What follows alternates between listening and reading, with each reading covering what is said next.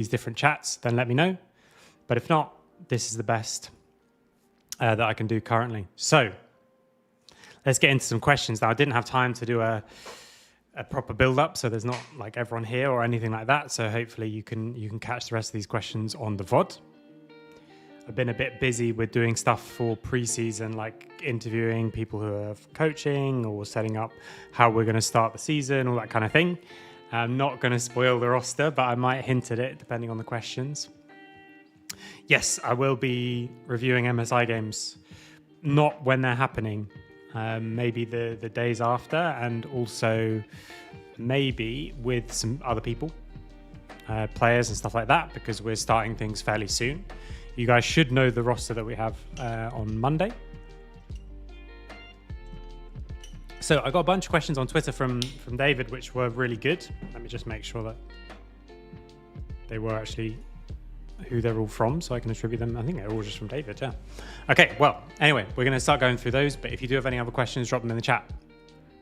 Right, so has streaming enhanced the coaching experience for you?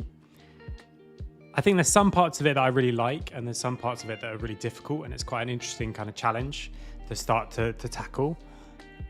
The part that I really like is that coaching can actually be quite lonely when you're doing it yourself. You know, you start the game, you do the draft, and then while the game is going on, you're just sitting there with your own thoughts. So having a space for me to kind of talk out loud has been really nice, and finding a way to do that and to interact with you guys in the chat has been really cool. I've absolutely loved that part of it. But then, of course, it is harder.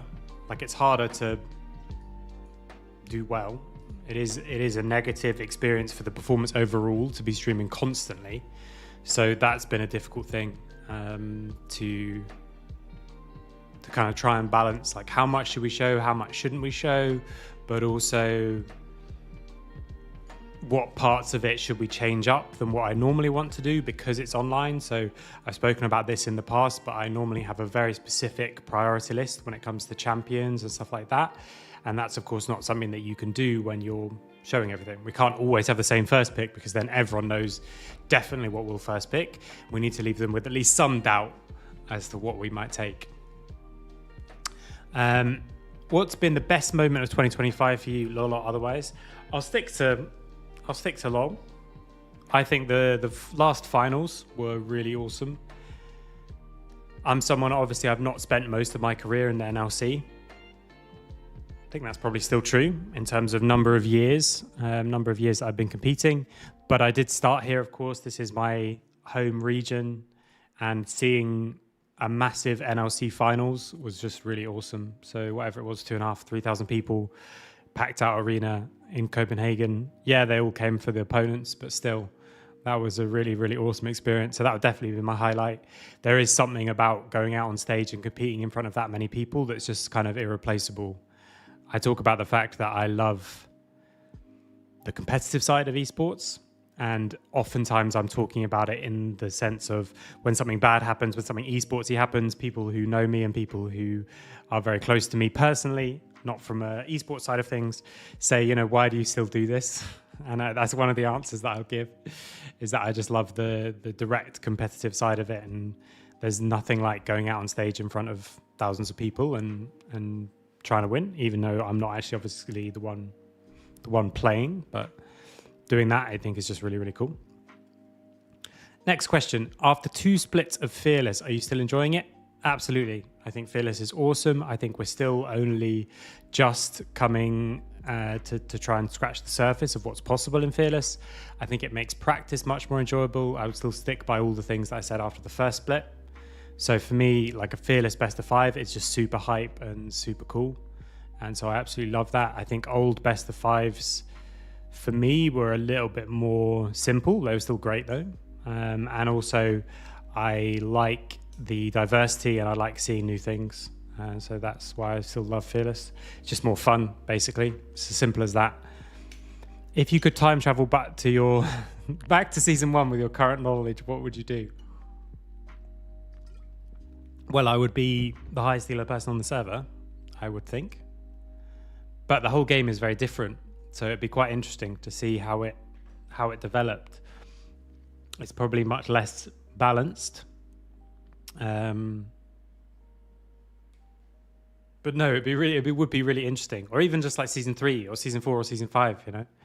It feels like that for me is recent, but also it's actually so long ago. So if I could jump back a decade, I think we know so much more about how the game works now. And even though the game was very different, the underlying systems are still the same, and we've been able to conceptualize them and think about them in much more deep way. So that I think would be a lot of fun.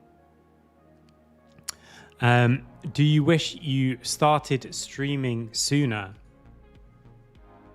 This is a good question.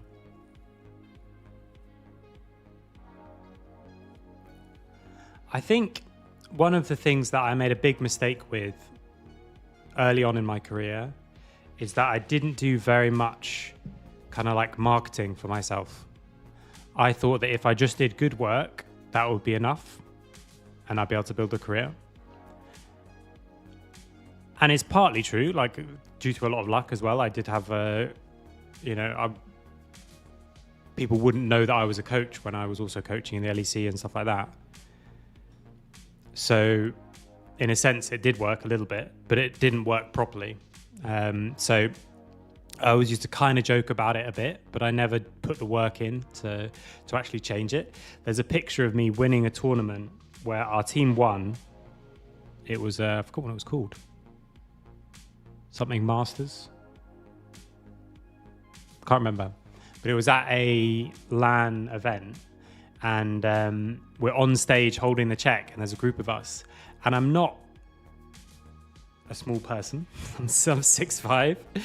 And I know I'm there in the picture because I know I'm holding up the check. But I literally couldn't find myself in the picture that they tweeted about the event with and wrote about us winning it, which always was a kind of funny thing that I used to joke about.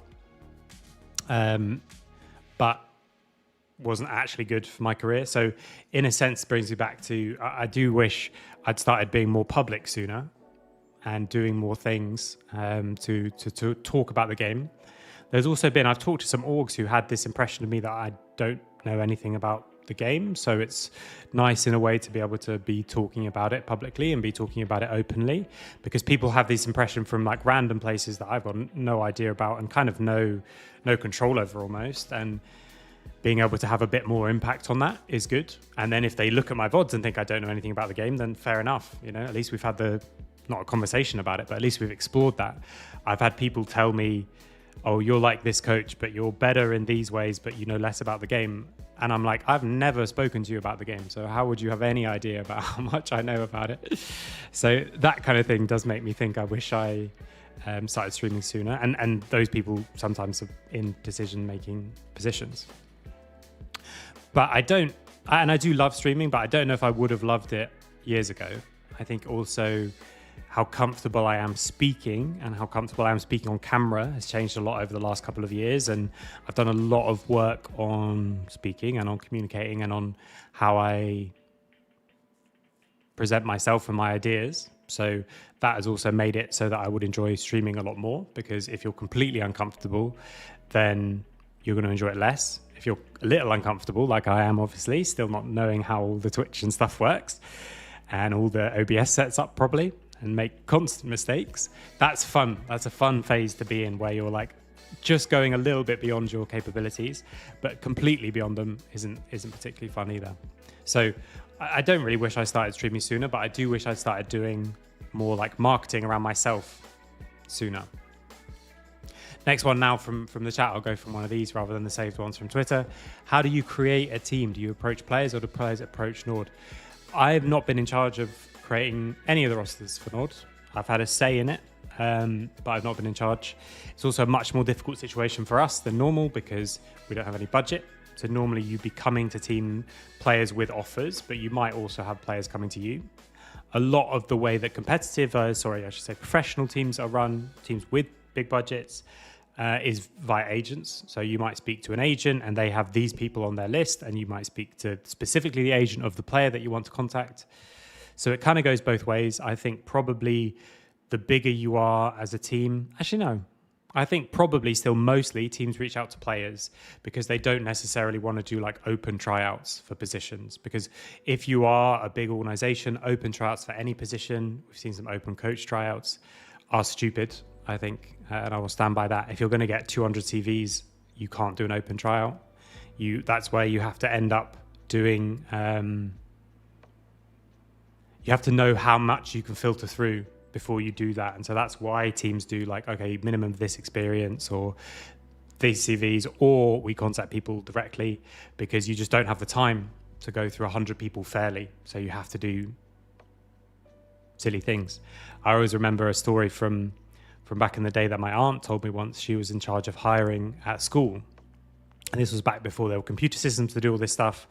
They had so many CVs that they just had to say, okay, let's just go through and disregard the ones that were written in biro. If they're written in fountain pen, it was okay. If they're written in biro, we're going to throw them out, just because we can't look through this many CVs. We have to chop it down in half. So we have to just discard half of them randomly, because you just don't have the time to do anything else. So she was saying that because you shouldn't take it too personally. If you don't hear back from people, if you don't get jobs, there can be loads of factors. But I do think that's a big reason why teams shouldn't do open tryouts for stuff. So at NORD, I think Michel is the one who does it, and I think he probably approaches more players than vice versa. But the bigger we get, the more we have people coming to us. I've had a few people come to me over the off season, so I just tell them I'm not involved in the process, or if I happen to know, if they're coming for a certain position that I happen to know is already secured, then I can tell them about that. If you want me to talk more about how I would balance a team, I can do that, or how I would look to do a scouting process if I could. I can talk about that as well, but that's my general answer in terms of who approaches who. So, any plans for a boot camp sometime this split? Yes, there are plans for a boot camp. I think similarly to last split, although hopefully I won't be really ill for it. So hopefully I'll be there, because we want to find a time, if we do make it to finals, to spend a lot of time together talking about the kind of details of draft, making sure we iron them out off stream, and have all those little individual conversations that are much easier to have when you're all in person together. Underrated or overrated champions of the year? That's a good question. Let me look. If I go to Game of Legends and I go to champions, all most played champion of this year is Varus. I don't think it was particularly underrated.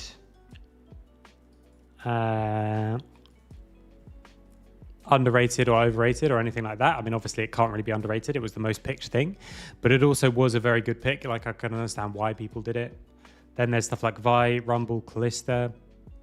For Kalista, I think probably the fear of Kalista was overrated, if that makes sense. So a lot of teams thought Kalista was terrible and would still ban Kalista versus like Kalista teams. But I think there must have been better ways around that, personally. So I think Kalista was probably overrated, I guess I would say, in terms of how many people banned her in situations where they probably didn't need to. Then we have Jace, Gwen, Ezreal, Skarner, and Bessa. I think in ERLs, Ambessa was massively overrated. Ambessa overall still has a negative win rate, only just 49%. But if I take it, if I put ERLs on this, I think it's going to drop. So over the year, yeah, she had 45% win rate, but also that's including the patches before she got like actually balanced again. So I think Ambessa was kind of overrated. Let's look a little bit further down the list and see if we can find some underrated ones, because those I think are really fun as well. I think Neferi actually was potentially very underrated for a long time, because even now, after a bunch of nerfs, it's still viable. And now if you say, well, can you go back with your Neferi knowledge now and play it before it was nerfed? Amazing. I also think Neferi Flex is something that should have been explored more, but didn't. Now maybe it's too nerfed to do that, but now still, like Bruiser Neferi in a different position, or even Assassin Neferi in mid lane. I find it strange that I heard a lot of talk about that before Neferi was shown, and now I hear nothing. So it's weird that I've never seen it. Who else? I think Aurora is actually really strong and has been quite underrated at some points. I don't think it's really strong now, but I think it has been. Yeah, I mean, underrated ones, it does depend a lot on the team. I think teams can get very much in their heads and overrate or underrate not random champions is not exactly the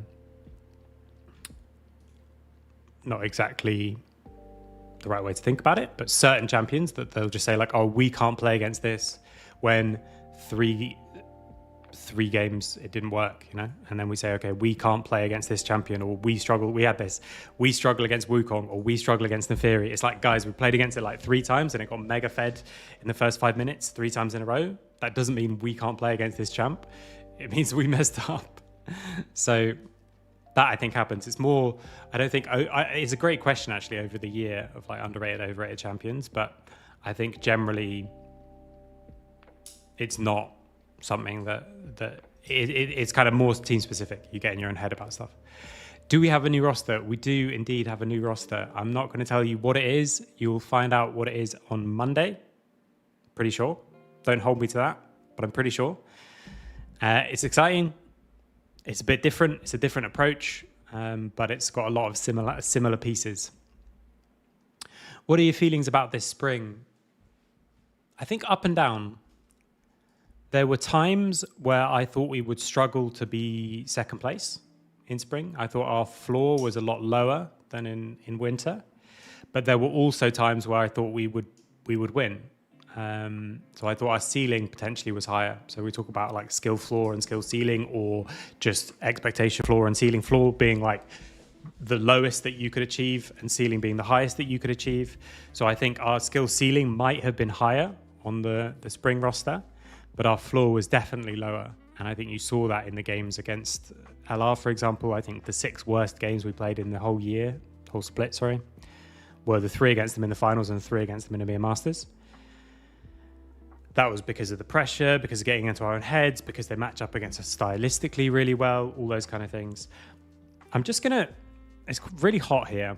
I'm in Lyon, so it's like 33 degrees or something. Normally I run the fan, but for some reason on OBS, it was massively picking it up with this setup. I don't know if it's just the positioning of the microphone.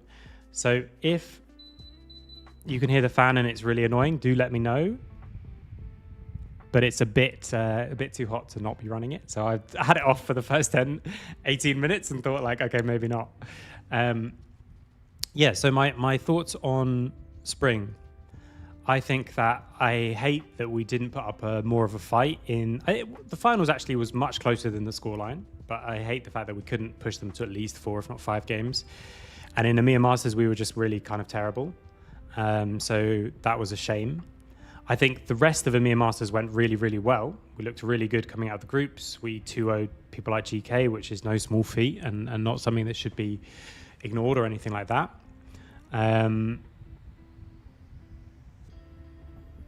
I think if we'd have matched up against other people, we could have gone further, but that doesn't excuse the fact that we were terrible in our matchup against Lost Ratones. So those things happen in a tournament, especially a single elimination tournament. If it was double elim, maybe would have met them again in the final and got smashed by them again in the final. You know, like there's so many variables, so much randomness in a tournament like that. So my feelings on spring are quite mixed. I think there was a lot of good work that I did during the season, which I'm very happy with, but there was a lot of things that I made mistakes on as well, which I think I need to do better in going forward. So very mixed in terms of my thoughts on spring. Hey Denzone, thanks for watching. I don't know how you can watch League while not playing. I'm assuming you played at some point because it's an incredibly confusing game, and I think that's one of the biggest things that I think holds League back in its development and its ability to appeal to more people, is that the barrier for entry to play is really high, but the barrier to watch is ridiculously high as well. Like if you look at Counter-Strike, the barrier to entry of playing Counter-Strike and enjoying it, I think is also really high. Because even if you just play random games, you tend to just die instantly, and people are too good, even just like random matches. And there's very few like new people to the game, and so you just get destroyed basically.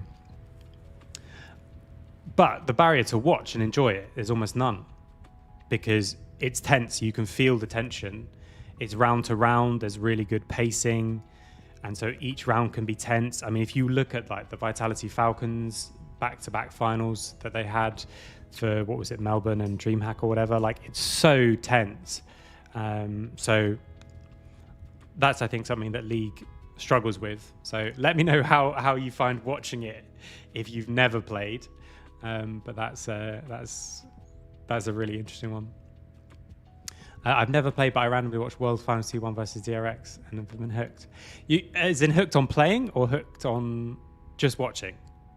Because again, that is impressive. If you can just watch, my dad watches our games and he loves sport, and he is actually starting to get into it. But like he's obviously got a reason to put the work in because he wants to watch what I'm doing, which is amazing. Just watching. Okay. That's really cool. I genuinely didn't realize there would be people like that who just watching the game and still like enjoying it. I think that's really cool. Yeah, I mean, I think that's why Casual, you know, like his co-streams are the easiest way to consume it. They're the easiest way for people who've watched forever, and it doesn't shock me that they're the easiest way to watch for people who are new to it as well. So I think that's fantastic. I mean, also nowadays when he does the highlights, I really like the length of the highlights that he does. So I make no qualms about watching a lot of Casual as well. But now I just pretend that I'm doing it so that I can like scout and see how the enemy coach is thinking. With the rise of Lost Tones, surely a lot of talented and experienced players are wanting to join the LEC with aspirations of being spotted by a Tier 1 team. Yeah, definitely. The NORD project wouldn't exist like it is without Casual and without Lost Tones, because it suddenly made a lot more sense to come here. And for people like Yankos and people like Vizicachi, suddenly it makes sense to be playing in this league more than any others. If you're interested in content and if you're interested in being spotted, suddenly it became way more useful, because the NLC used to be like, well, I was going to say like Italy, but actually last year Italy was really competitive at EMEA Masters and NLC still wasn't. So it used to be the kind of league where you would find people in the NLC and then they would still be called rookies when they went to other leagues, because people just completely discounted.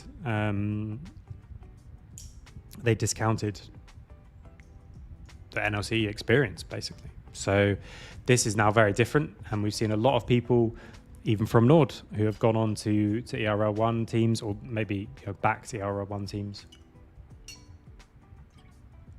And to be honest, nowadays it's different, and it wasn't that long ago that the LFL wasn't the best league in ERLs. And I remember when it first started happening, because even when I joined the LFL, it was like they were quite good. But then after the first split, that was when we had KC just come in and massively revitalize the league in the same way that Casual's done to the NLC, and it just snowballed from there. And the next year, after KC came in and won some EMEA Masters and had that massive following, and Kometo really sort of changed the game.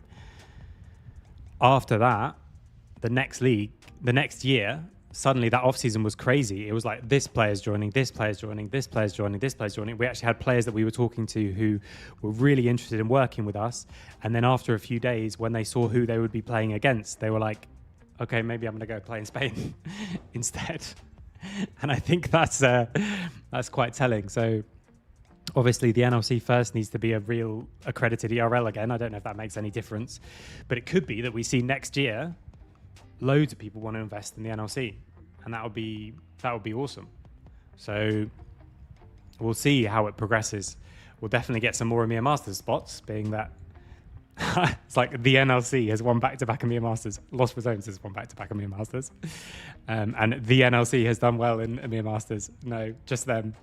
But we would have done better if they didn't knock us out. So we'll get more slots, we'll get more space, we'll get more eyes. It snowballs from that. So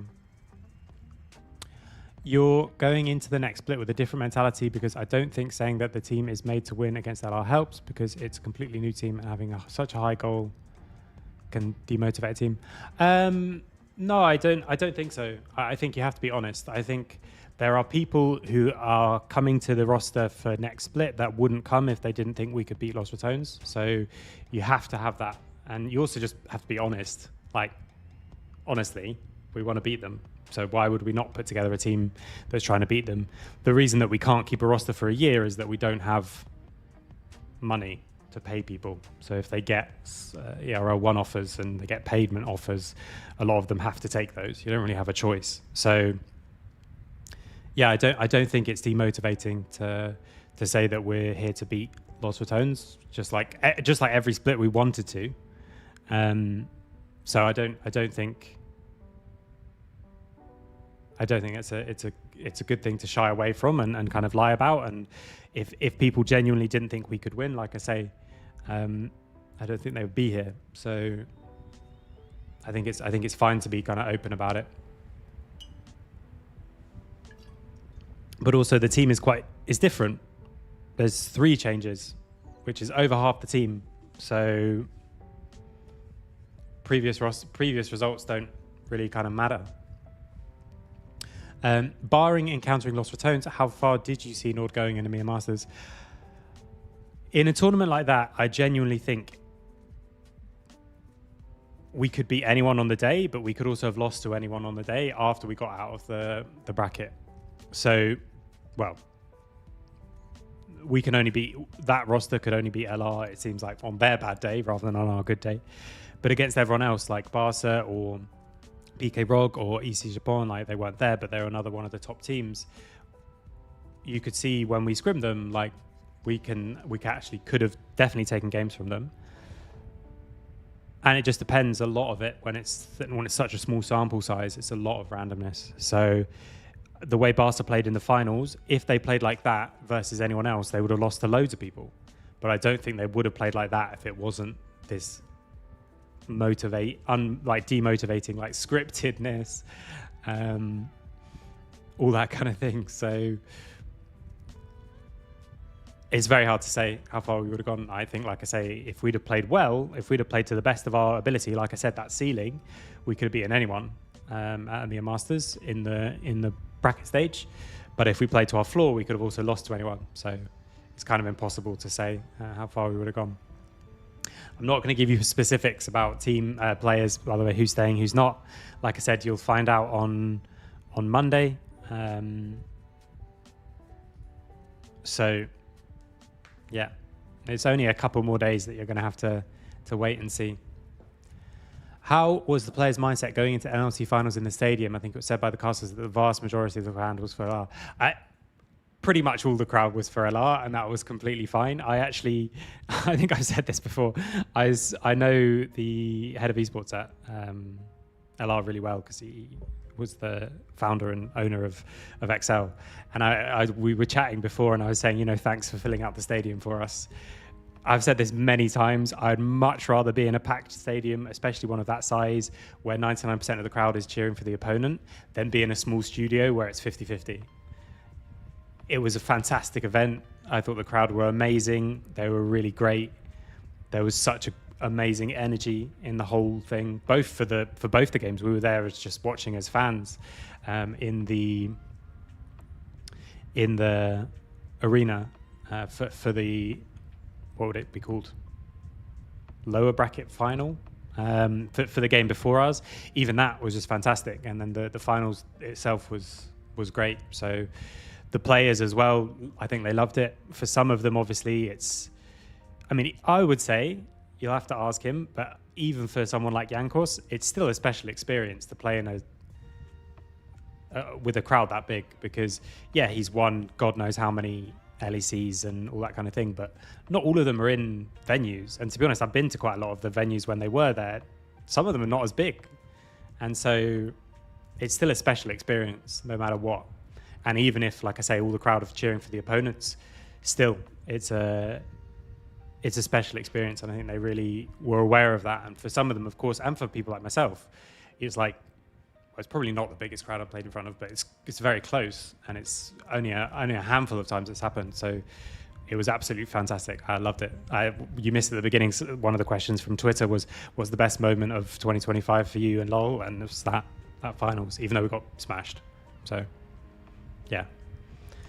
Are you going to increase the number of scrims compared to last split? Yes, we are. We're going to be doing more scrims, especially when it comes into playoffs and beyond. EMEA Masters is very big this year. There's a lot more teams from the NLC, but more teams from everywhere. And that means it's going to be a longer tournament. So we're not going to be playing loads of scrims from the very beginning and just spamming them as much as we can or anything like that. But we will be doing a lot more scrims, I think, this split. Hey, Fluffy. I'm an LR fan. How have you found the general interaction with the rats? Amazing. I've said this before. I've said this schedule before as well. I've made short videos about this. I will keep saying it. I think that the amount of positivity in the Lost of Stones fan base is awesome. I think it's so good. I've had negative experiences, of course, but only a couple. And the thing that I always say is, like, when you have 100,000 people doing anything, you have toxic people. Like, this is an unavoidable situation. And the fact that there is so few is a real testament to the kind of audience that Casual has and the rest of them and Baus and stuff like that, and the kind of vibe that they put out, but also what they've done, like, actively to try and make it as positive as possible. So for me, it's just been, like, quite honestly, like, extraordinary, like how positive it has been, considering, like I say, I think the example I used before was, if you have 100,000 priests, you have some bad apples. And that's maybe distasteful, but shows you what I mean. Like, there's going to be toxic people. And I think how few there's been has been fantastic. I say the same thing about KC as well. I think KC, the percentages are worse, but they're still, in general, really good. And there's some loud toxic people, but there's a lot of really great fans of esports in general. So I think that's all really good. And, you know, also what I think of as sort of toxic or bad fan behavior from opposing teams is quite different from other people, it seems. There's a lot of people who say stuff like, I don't like booing. That's part of sport, man. I love it. I absolutely love it. I would much rather, I've said this before, and again, you can quote me on if we go on stage again. Obviously, the funnest is cheering when you come out, but I'd rather booing than silence. Like the passion is what is amazing, and being in those venues, you know, whether you're a fan or you're on stage, like, it's the electricity and the energy of the room is, like, so amazing, and that comes from the passion. And so if you're just sitting there doing golf claps, which really used to be the thing in esports, just sort of politely, quietly clapping and that kind of thing, that's not a great situation either. So for me, again, maybe my barrier for toxicity is different from other people, but I found the experience with LR fans to be just awesome. Exactly. Like, you gotta just get into it. Like, it's sorry, that was the comment on the CS major. Yeah, you gotta just get into it. You gotta just embrace it. I think that's really cool. What's your thoughts on T2 teams not being able to reach T1 without having to pay in? I think that at the time when franchising came in, it made a lot of sense, and I think it was a really good thing. And it does seem like it's still, on the whole, been a good thing for the ecosystem. But for now, I don't think it makes sense anymore. I think that a locked, narrow tier 1 is not good for us as a whole, as EU. And I think it would be much better to work it out. Either a locked, large T1, I don't know how that would work, but I don't like even the idea that people look at Korea and say, well, Korea is the best, and they have 10 teams in the top league, 10 teams in the league below, 10 teams in the league below that, so we should do the same. Even that, I think, is crazy. We have a very different environment. The advantage that Europe has is that it's a whole massive continent with very different teams with very different approaches, and we can come up with good things. And back in the day, the advantage that EU had at Worlds was we would come up with new picks, like old Aatrox and all those kind of things. And the first weeks of previous Worlds competitions, like I'm talking like season 4 or 5 or 3, 4, 5, used to be very good for EU because we would be like ahead of the meta. And I think finding a way to lean into the fact that we've got this broad and potentially fantastic tier 2 system would be good. And whether that's with promotions or whether that's with, at one point they were talking about a sort of Champions League style thing where, okay, G2 come to be in the NLC and Fnatic come to be in Spain or Koi in Spain, and like everyone goes back to their regions, the top teams compete in like a Champions League, which is the NLC and the LEC, and the rest of it still carries on. So I don't know what the solution is, but I think a fully locked tier 2 system still is really not a good idea. And unfortunately, I think, based on what I've been told behind the scenes, I think it's going to stay for a while in Europe, and I don't think that's a good idea.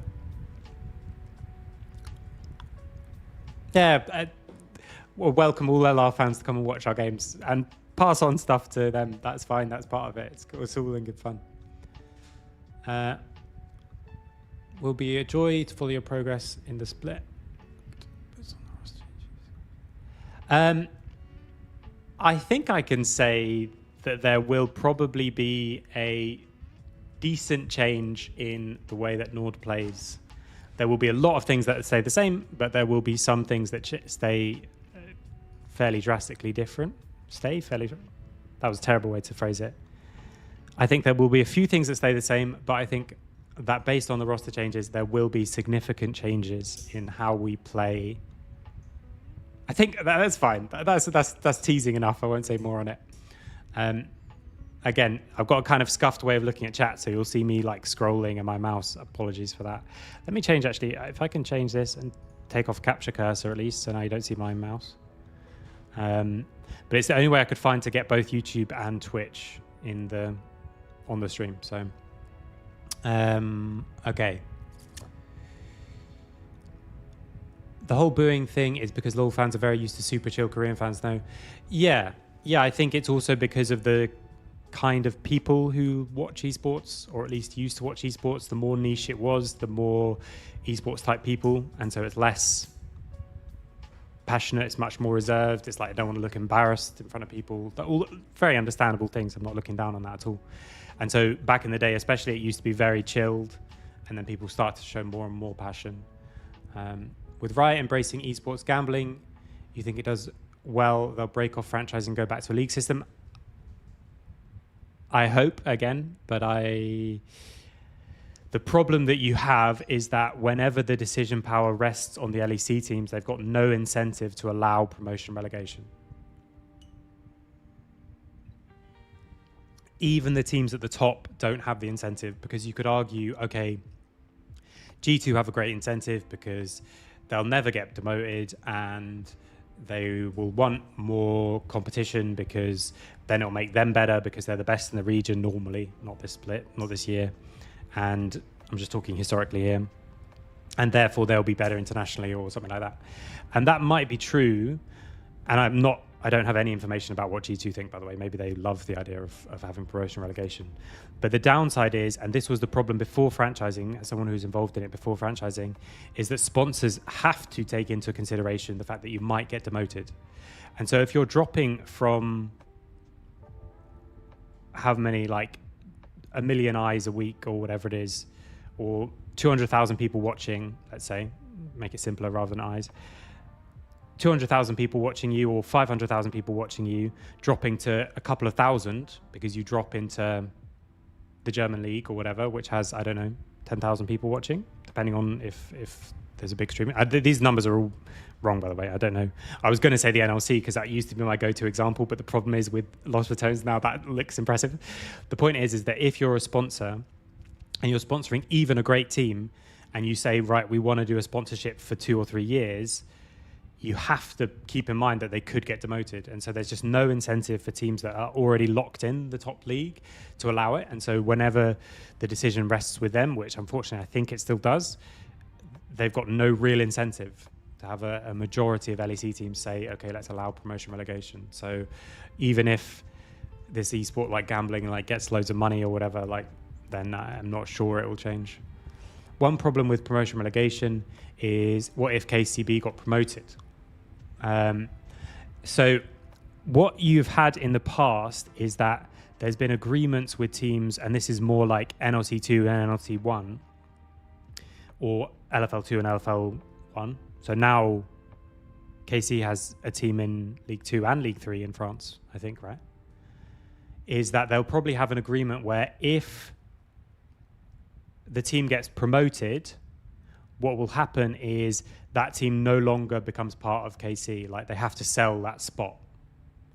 And the players will do whatever they want and whatever happens at the end of the year, but the spot has to be sold. So that they'll still play hard in the promotion to try and get promoted, obviously. And then they'll sell an LFL spot, which is worth a lot of money. So that's I think how it would work if there was a kind of promotion that still allowed for academy teams. Because I actually do think, by the way, if you got a promotion system but lost academy teams, okay, actually over the last few years people have done terrible with academy teams, but I think they're doing better now. So there would be actually pluses and minuses, which is strange. So I think there would have to be a way where, like, if you get promoted, you have to sell the team, but hopefully we can find a way. I'm not sure what it would be, but find a way to make it so that it actually works for everyone. Do you think Riot do a Worlds for T2 regions? I don't think that it would work or make sense financially, but it'd be a whole lot of fun. Like top EMEA Masters versus top Korean Challengers. That'd be a lot of fun. I don't know. It's so expensive to do international tournaments because you can't do them just internationally. You have to do them in a place. That I don't think it makes sense, but it'd be a whole lot of fun. While watching the NLC finals and when you guys fought LR, they seem to comment that you guys were over grouping. Are you guys changing the battle plan, or is this to be determined due to the players? Well, I answered it a little bit in the question before, but yeah, I think they, like I said, stylistically they matched up very well. I think both splits, you could say that against them especially, we overgrouped. I think you can also say people's critique of them is fair, where they kind of do the opposite and oversplit sometimes. So I think they're the best team in EMEA Masters, not EMEA Masters, at playing with tempo. I've been not hidden that. And so I think that if you give them free time to do stuff, they can punish you really hard. And if you mess up certain things about the waves, you'll lose more against them than you will against anyone else. So that I think is also about how, you know, the matchup has been. Okay. Hey, Ender. A couple of questions. Will there be some roster changes? Yes, we're changing multiple players. For scrims, will there be more scrims and maybe against tier 1 teams? You mean like LEC teams? We are... Actually, It's really not been announced. We're having a chance to play...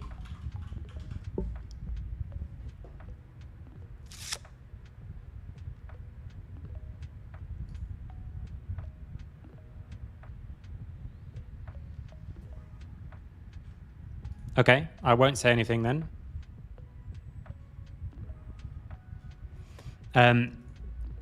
We will have, hopefully, we'll have some chance to make it, to play against some top tier teams. We'll obviously look for scrims against them, but they have to want to do it, you know, either on stream, or we have to be at a level where we think we can give them a real good competition. So that would be, if we're in that position, we'll definitely explore it. Will there be a possibility to have G2 style video content as they do quizzes or games? No, I don't think so. So I don't think we'll be doing like more silly fun videos, because we obviously do a lot of content already. So the reason they do those is to have content to do, and we have loads of content. So I think probably not. If you go back from promotion relegation, right, we'll have to pay buy-ins back. No, you'd wait till the break-off moment, you know? You don't... Like, they already had one, and we decided to, again, not do promotion relegation. But the buy-in wasn't forever. The buy-in was for a set amount of time, which I think was until the end of 2024. Maybe? I can't remember. So, I think... There's break-off points. It's not like the buy-in guaranteed you the top league forever. It guaranteed it for a certain number of years, and whenever that number of years ran out, they renegotiated it. And in the LEC, they did the same thing. It might even be 2023. It might have been like 6 years or something. It might have even been less. I can't remember. So they did like renegotiate it each time. So you wouldn't do it in the middle of one of those, but you would still have opportunities to break it off and introduce promotion relegation. Didn't that happen with T1? I don't know which part you're referring to, Zero, in terms of getting promoted and stuff. I think LCK is also locked, so they didn't get promoted. But they have won previously. They won Challenger stuff, and they promoted a lot of their own team, obviously, like Zeus and Gumayushi and Ono all came from their own system. How many weeks is the next split? It's the exact same format. So it's going to be seeding groups, and then straight into best of fives, or best ofs, not best of fives. I hope there'll be slightly less break and slightly more games, but I think it might be the exact same. Do you think Fearless has solved a lot of pro play balance issues, which also might have resulted in one of the most balanced patches ever? That is a good way of thinking about it. For example, in the EMEA Masters patch, if it wasn't Fearless, every game you would just be seeing Talia Ari trade. One person bans Talia, you have to ban Ari, you know. Whereas now we just see it one game and then that's it in a best of five. So obviously it's a little blunt way to make sure it's solving the pro play balance issues, but I think it might do. I hadn't really thought about it like that, but I think that can be very useful. Let me just check anything specific. Yeah, I think that's interesting. Okay, so I've got a couple more saved questions, but if you have any more questions, do put them in the chat. And obviously, when we run out of questions, I'll stop. Or it gets to an hour and a half or something, I'll stop as well. But for now, 50 minutes, we'll keep going. So, the best coffee that I drank this year. Do feel free to ask questions not about League as well. I'm trying to think. I love coffee, as anyone who watches the stream will know. Actually, okay, I forgot what it's called. Okay, this is not actually the best coffee that I've ever drank.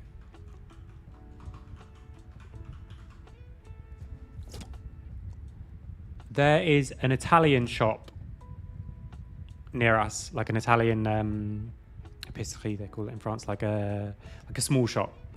And they had, I think it might be called crema al something, crema de café, or something like that, out the front. And it was awesome. It was like an iced coffee, but it's like an iced espresso. Yeah, that might well be it. It was like an iced espresso, and it was sweet, and it was really good. And I've just now Googled it, and there's loads of ways to make it at home. So I might try that, I have to say. So that was one of the better coffee experiences that I have, although I've only had it once, but it was very sweet, so not exactly for every day, but basically kind of like a dessert. But my problem with iced coffee is often that it's not very strong, especially those like a frappe, whatever, from Starbucks. It's a iced drink that slightly has coffee flavor. Beyond that, some of the best coffee I've drank is just really interesting beans that we've got from like specialty coffee from around. I've gotten very into espresso this year, so it's going to be around espressos, and I really like light roasted coffee, very floral, that kind of thing. So that's my answer to the best coffee. That's just the one that came to mind. There was really good coffee near the boot camp in Munich, which was really good. I didn't have the time to find really good coffee in Copenhagen, but nowadays there's good coffee everywhere if you look hard enough. And I'm getting used to finding how I find the right coffee shop for me, the ones that I like. Does the NLC have a limitation on signing Korean or Chinese players? Not directly, I don't think. Not as far as I'm aware. All ERLs have LTR rules. I should probably know what LTR stands for, but I can't think of it off the top of my head, which means that 3 out of the 5 of your players, or technically 3 out of the 6, because your sub can count, have to be like from that region. So NLC is Britain, Scandinavia, Denmark, those like all that, and Malta, for some reason, because Malta wasn't in a different league, and Iceland. And so you have to have 3 of your players from there. So you could have 3 of those and then 2 Korean players. I think you'd still be allowed to do that. Although I know some minor ERLs have had, you're just not allowed any imports from those places. But if you look at a lot of Turkish teams, because Turkey has a lot more money, and at least traditionally had a lot more money, and also it's, also closer, they've had a lot of imports, but it's always been like 3 Korean players and 2 imports. So it's either people from that region or people who have played at least a certain number of splits in that region. What's your means of making coffee at home? I have 2 methods that we use a lot. I have a grinder and coffee, all that kind of thing. But I use a Flair 58 Pro to do espresso. So it's a manual espresso maker. And then just V60 is my favorite of the long coffees, which I love. So we do a bit of both. Today I had one of each. So in the mornings, especially because it's really early when we get up for work, me and my wife often have espresso. Actually, if you want more details, I pull a double shot, I give myself a shot, and I elongate hers by putting more hot water in. And then today, lunchtime, we had a V60. But if we wake up later or on the weekends or something, we often have a V60 as well. So I love both kinds. As a coach, how do you deal with difficult situations and tilted mindsets like no OVS in accident that blew up and bad games just tilting the players? It's a good question. How I would deal with it if we were all in person allows me to have a lot more impact than how I would deal with it online. Online, part-time team, on a stream, nothing is off stream like it was, is very hard to deal with. One of the things that I've said before that I should have done better, and I will do better this split, is I have set up a reflections with all the players. So at the end of the day, they just record how what they did on the day and how they felt about it, and I just reply, and we can have individual small back and forwards. It's good for reflective practice for a load of reasons, but also really good so that I can kind of keep in touch with everyone. And if I'd have been doing that, then we could have avoided that blow up situation, because I would have seen that building frustration before it actually exploded. Because obviously as people, we're very good at hiding that frustration and just kind of putting it down, and then eventually it reaches too much and explodes. So that's one of the ways that I should have done better last split, is making sure that we actually keep doing that. But it's hard to just keep fighting for those things. It becomes tiring. So I'm going to make sure we do it this time. Then to avoid it in the future and in a better situation would be to lay out that groundwork early on. So actually on Monday, we're having our first meeting with the team and myself. And there we would have... We're going to sort of do the groundwork and okay, how do we want to communicate as a team? How do we want to talk to each other? What are the things that we think are important? And what do those actually mean in practice? And then thirdly, how are we going to make sure we keep doing those over the split? Because everyone's going to have these situations where you come together and you say, okay, we want to be respectful, we want to be honest, and we want to be hardworking. Great. Then a week later, you're not any of those things, but you don't notice because you're just, you push that boundary a little bit over and over and over again, and then you turn around and you're way away from hardworking, or you're way away from respectful, but you haven't realized. So we need a system for all those, and I have one. So we're going to be doing that, and I can share it here. I'm not sure if it'll be on stream or not. The first meeting is definitely going to be off stream. But what we're going to do is we're going to find those words, and it is important to use those words. They're cliches, sure. But then we're also going to really define what they mean and how you know it's happening. So I don't okay, what does respect mean to you and what does it mean to me? That's the first step, sure. But the second thing is, how do I know that you're being respectful or not? Because I can't tell if you're just really toxic and I think you're really toxic, and then you tell me, no, but I do respect you. I do respect you. And it's like, okay, how do I know that? So we're going to do some work around that. So we're going to define what we want the words to be. Then we're going to define the words properly, not just what they mean, but how we actually experience them. And then thirdly, what we're going to do is we're going to give each word to a person each week. And then at the end of the week, they're going to say how they think we did. So if we did pick hardworking, we give it to someone on the team.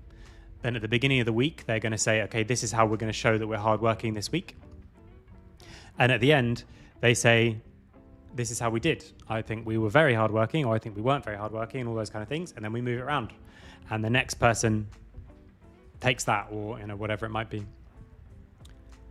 So that's what we're going to try and do to avoid those situations. Sorry, I'm scrolling back to try and find where I was with the questions because I lost track again. Okay. Why are enchanters not played in pro play that often? Also, playing enchanters and tanks top lane in general seems to be unpopular in solo queue. In solo queue, I think it's because you mean tanks in top lane and enchanters in bot lane, or you mean enchanters in top lane? Because enchanters in solo queue and bot lane do get played, I think, quite a lot.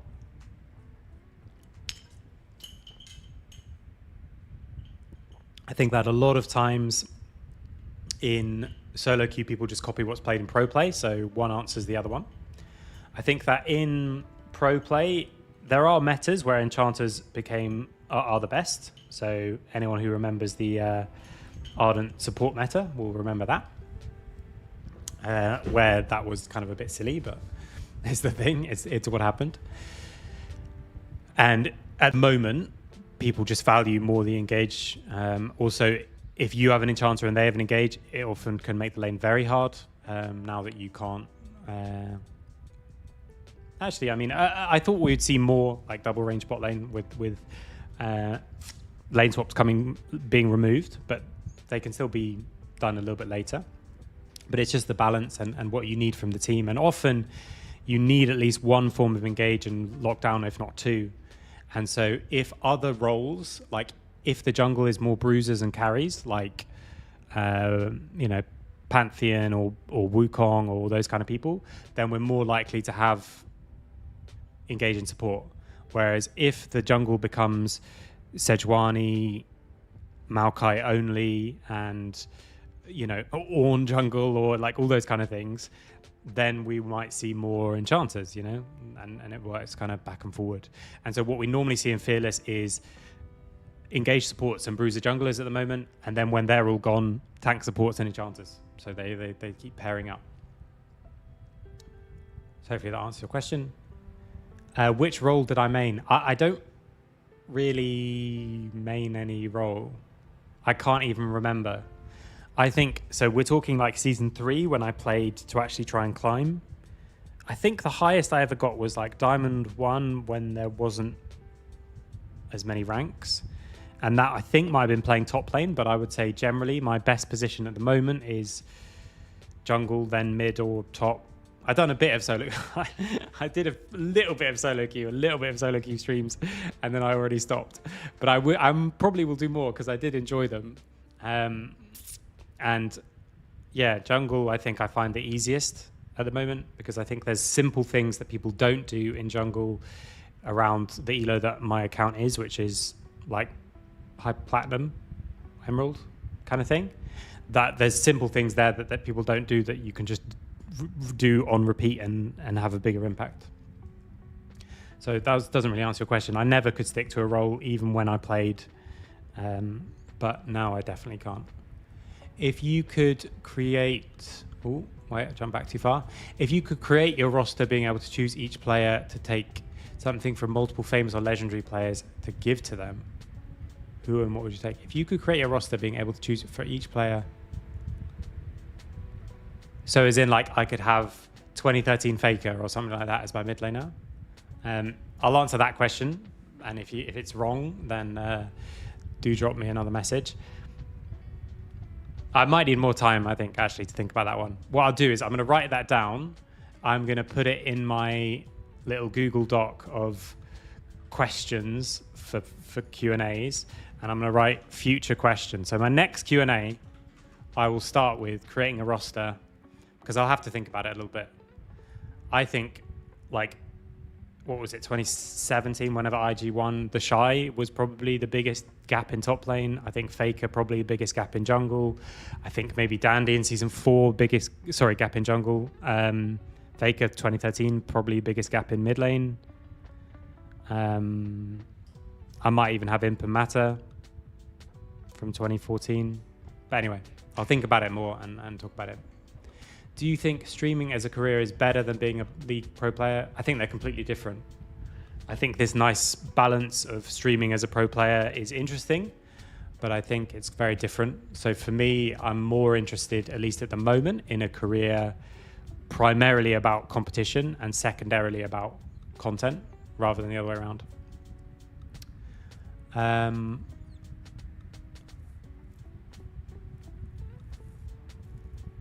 Yeah, so Jack, I remember No Way saying he mentioned a few that's where the frustration comes from, because you think he thought he'd communicated certain things and the people that he'd tried to communicate them to hadn't thought that. So for example, with me, while we were in Copenhagen, we chatted about the fact that I think scrims aren't always that useful, and I don't think pro teams should be just trying to get as many scrims as possible. And he thought that meant that we shouldn't scrim much. But what I was meaning was full-time teams should still be full-time, but they don't necessarily need to do like, okay, now we're going to do 15 scrims a day because we weren't winning on 6. So there was that miscommunication, which makes it much... yeah, sorry, I just saw the comment about the bottle. Yeah, so that makes it much more frustrating. Is it a complete roster change, or are some people going to stay? There's some people that are going to stay. Yamato and Casual talks about how they prepare for games. Casual makes a huge spreadsheet of everything from how the other team played to all possible drafts, but Yamato most remembers everything. How do you normally prepare? What we've done this split, which I like, is what I'm looking for is the rules and patterns and the approach. We're talking about the draft specifically. So what I want is, I can even find it. What I want to have at the end is I had approach to the draft, power picks for the series, bans for us, bans for them, key picks of the series, their things to keep in mind. So I had that on the left-hand side. And then on the right-hand side, I had all the individual drafts. And what I'd always say is we're only doing the individual drafts to answer these questions. So, okay, what would we do into this? Or what would we do into that? And make sure that we have answers to those key things. And so it's kind of like a combination of both. I want to do the details. I want to do the individual stuff to make sure that we've covered everything.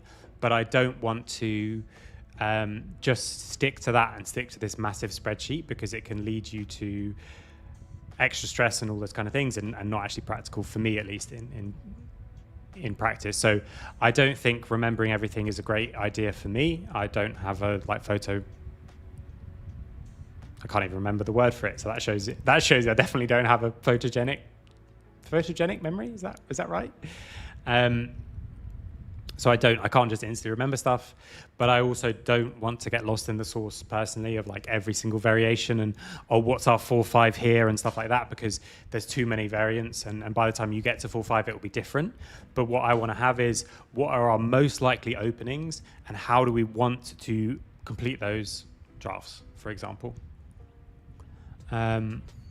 Also, players copying pro players makes the game worse. I remember when Kerry and Guma had Ash support. Yeah, did you get them in your solo queue? Double marksman bot lane.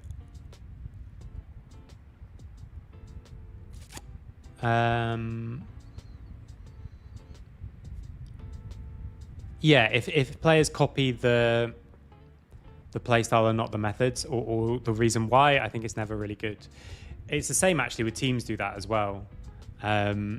So if you like the result, like, okay, G2 are okay, Koi are the best team, so we should play like Koi. It's like, that's not a good idea.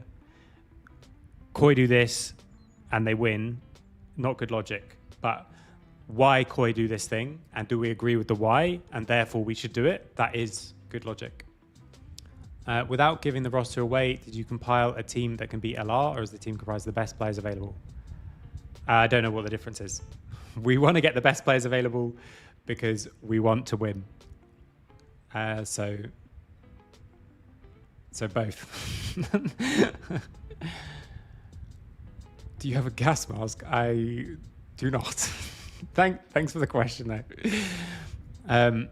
How has Faker's playstyle changed through the years? Now he's more of a facilitator. And it's interesting how it's more useful. I don't think he's more useful now compared to what he was when he was in 2013. He was just kind of bodying everybody. I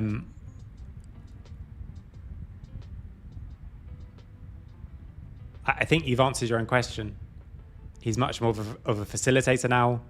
I think this is still true. He takes the lowest percentage of team gold after 15 minutes of any mid laner in the LCK. He has very high kill participation.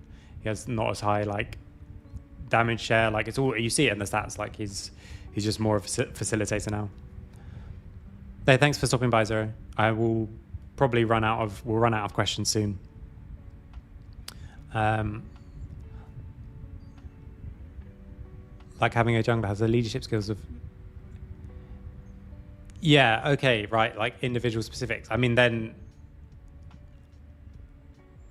well, I'd have all my players have the farming skills of Chovy and the mechanics of, well, maybe Chovy, but also like that. Yeah, I would have them just. I think photographic memory. Okay, yeah. Just photographic. Yeah, okay, that makes more sense. Yeah, I think if you're taking individual things from each person, then I would just get the best from everybody. So Chovy's the best farmer, maybe the best mechanics as well. But you could say like peak Shy's best mechanics or peak Uzi. They all have peak Uzi mechanics and peak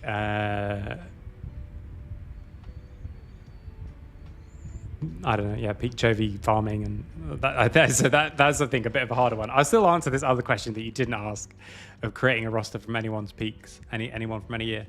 If your objective is to beat LR, would that also essentially be to win EMEA Masters? Yeah, we want to win. So if we can beat them, and they've won twice, then we can win EMEA Masters. Obviously, it's going to be more difficult. The more teams I have, it's harder because the longer the tournament goes, it's just harder to win it. So yeah, that would be the goal. I don't know what this breathing tank thing is, so no. In my opinion, Bao seems to be the weakest link in LR, followed by Velia. Have you guys taken this into account? I'm not sure that I would even agree, but we obviously played them a lot, and we would.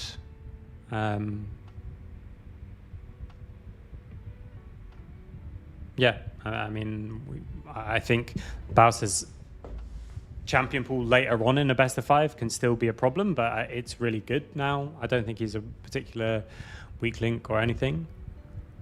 I mean, you can keep asking the same question.